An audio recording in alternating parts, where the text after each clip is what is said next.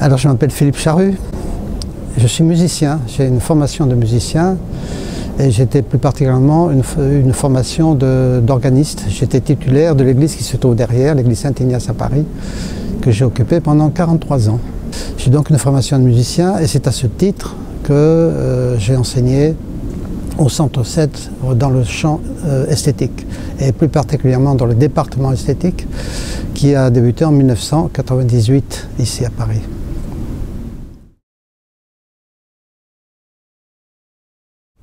En réalité, avant même la création du Centre Sèvres, dans la Compagnie de Jésus et au centre qui s'appelait Les Fontaines à Chantilly, où se trouvait la faculté de philosophie, il y avait déjà un cours d'esthétique très apprécié par le père Jean-Marie Tézé, qui était un sculpteur. Il a poursuivi ici ses cours d'esthétique pendant de nombreuses années. Et moi j'ai travaillé avec lui dans ce département, enfin dans ce qui est devenu le département, c'est-à-dire ses enseignements sur l'esthétique. Ce que je peux dire, c'est que cette origine, disons, situe assez bien la place de l'esthétique dans le cadre de la formation générale en philosophie ou en théologie. Les cours d'esthétique ici et le département d'esthétique, ce n'est pas un à côté. C'est vraiment intégré dans à la fois la fac de philosophie et la fac de théologie, on peut dire. Il y a des croisements. Parce qu'on a bien conscience que l'esthétique est un des lieux, pas le seul, mais un des lieux où les questions ultimes, en définitive, se sont posées. C'est à ce titre que ça peut intéresser, et ça intéresse de facto, effectivement, ici, les enseignants en théologie et en philosophie. On a des relations très cordiales, très amicales, et il y a des passages au niveau des enseignements, il y a des sessions où l'esthétique a sa place, etc. Donc moi j'ai toujours beaucoup apprécié ici au Centre Sèvres le fait que l'art ou les questions d'art sont vraiment pris dans la dynamique, on peut dire, dans l'enseignement et de la recherche qui se font en philosophie et en théologie.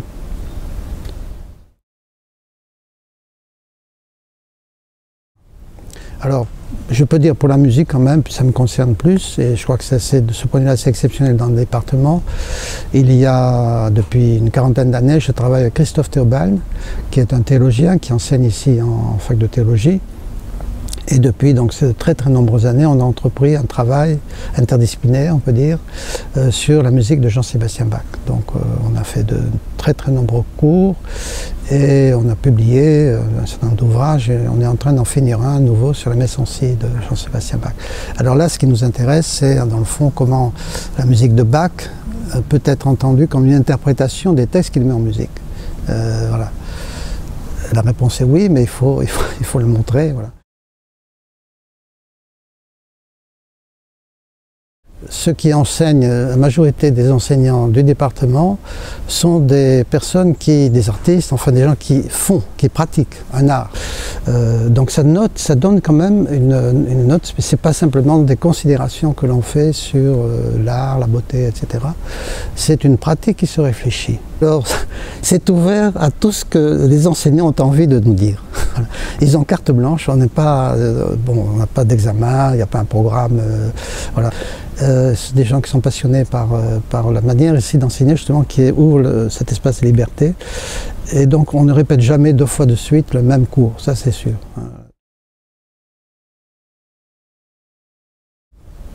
Le département, à mon avis, poursuit une visite double en fait. La première, c'est d'aider les personnes qui viennent assister à ces cours, ces enseignements, tout simplement à apprendre à voir, apprendre à écouter, apprendre à entendre, apprendre à lire. Voilà.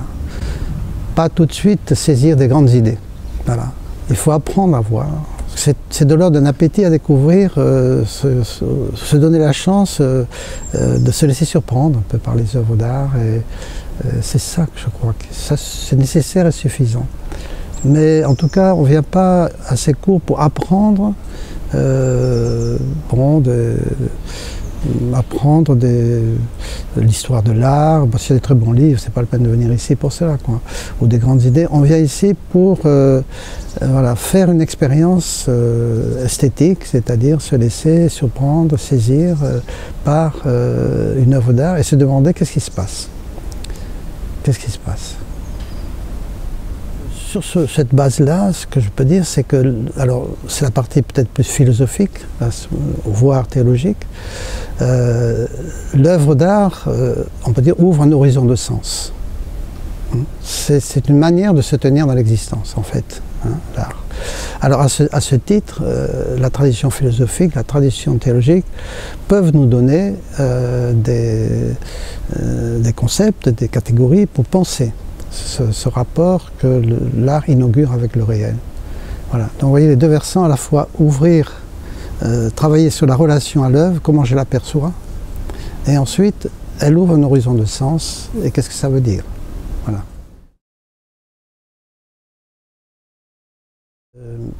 Je pense qu'il ne faut pas trop vite appréhender une œuvre d'art sous le mode d'une appartenance à une religion, voire une philosophie, etc. Il y a quelque chose de gratuit, vraiment, dans l'œuvre d'art qui est tout à fait à respecter, je crois. Parce qu'on aurait tendance très vite à plaquer sur l'œuvre bon, un imaginaire qu'on a sur l'art, sur la religion. Est-ce que ça exprime, est-ce que ça conduit à Dieu, est-ce que l'art mène à Dieu? On vous dit ça mène à Dieu, bon, certains disent ça, d'autres qui disent pas du tout, voilà. C'est difficile d'intervenir directement là-dessus. J'avais écrit dans un livre un chapitre sur l'art de la fugue de Jean-Sébastien Bach.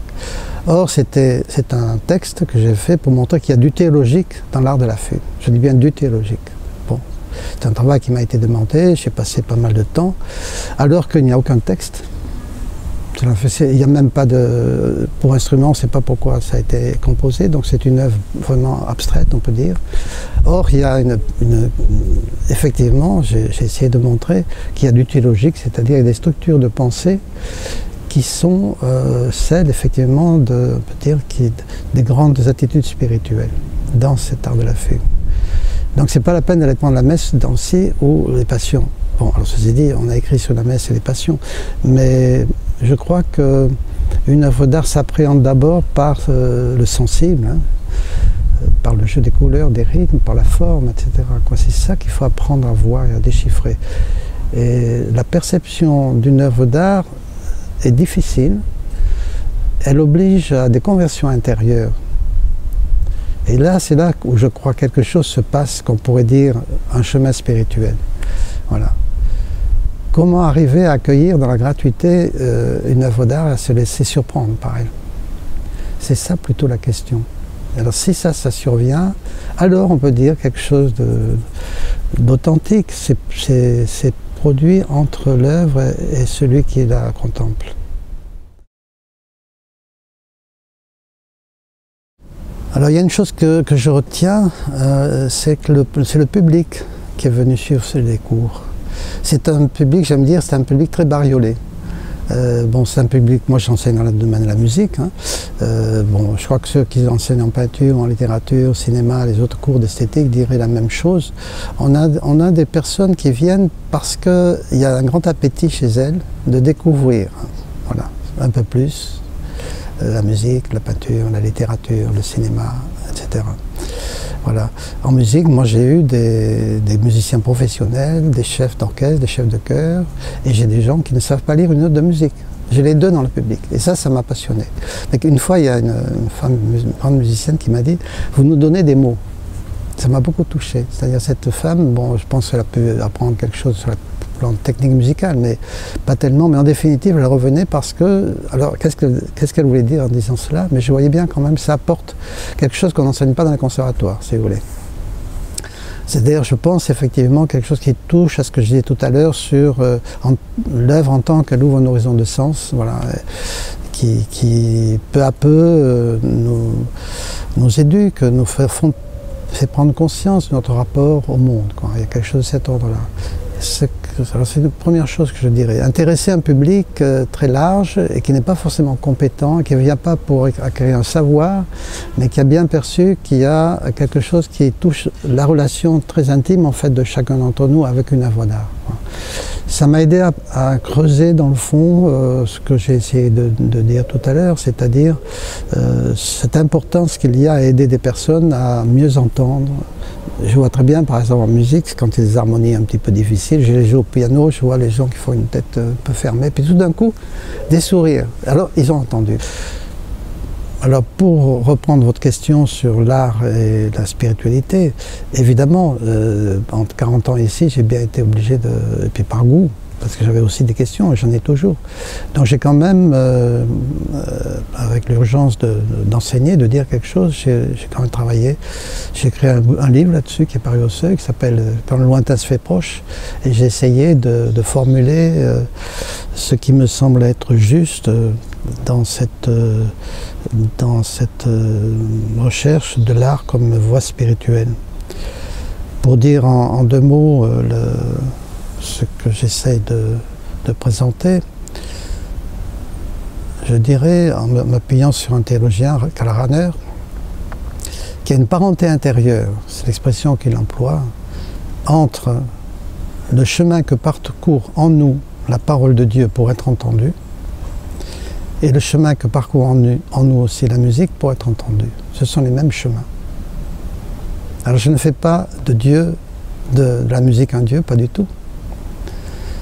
Mais je dis simplement que les chemins empruntés par la parole pour se faire entendre et par la musique pour se faire entendre parcourent en nous les mêmes chemins intérieurs. Voilà, c'est un peu la thèse du livre.